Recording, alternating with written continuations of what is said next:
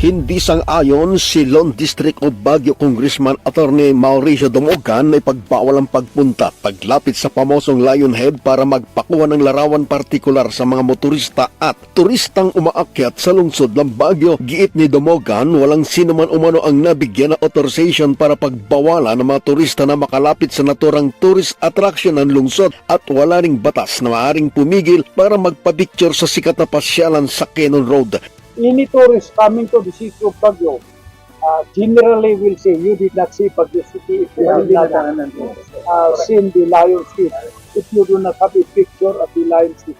In short, this is a given tourist attraction in our own city.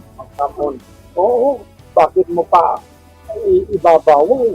Paliwanag pa ni Dumogan kung ang paglapit sa sikat na tourist spot ay magdudulot ng masigit na daloy ng trapiko, ang dapat gawin anya ay magpatupad ng mas mahigpit na pagbabantay sa pangunguna ng mga pulis o magposte ng mga uniform personnel para magpatupad ng smooth at maayos na daloy ng trapiko. Dagdag pa ng kongresista na sisiguruhin din ng mga turista na makasunod sa maayos na patakarang ipinatutupad ng otoridad para hindi makasagabal sa mga dumaraang mga sakyan sa lugar. Iwasan din anya ng mga turista na tumigil mismo sa harap ng ulo ng leon, kundi gamitin ang nakatalaga at malawak na designated parking space sa itaas na bahagi ng Lion's Head para magparking. Ay na may memorandum. Well, that's not illegal. Wala namang penalty kung possible. In short, he's seeing it in order to address also yung answer. Meron naman siyang concern. Diba, anong ibabawal mo yung magpa-picture dyan? Why? Because of traffic? That's why let us try to address yung traffic. Meron naman na. May security dyan.